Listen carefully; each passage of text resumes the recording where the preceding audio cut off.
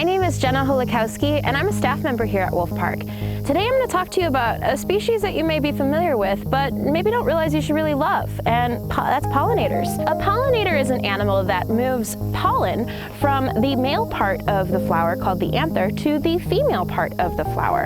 The female part of the flower is known as the stigma, but what are some of the pollinators we think of? That's going to be monarchs, the monarch butterfly. You're also thinking of the honeybee. These are very iconic species to pollinators. But what are we thinking about when dealing with other species? Well, we're looking at moths, we're looking at bees, birds, bats, and even you. Without pollinators, we wouldn't have the food and other resources that both humans and animals depend on. Here at Wolf Park, one tenet of our mission is conservation, and we aim to fulfill this in many ways, one of which being our newly established pollinator gardens.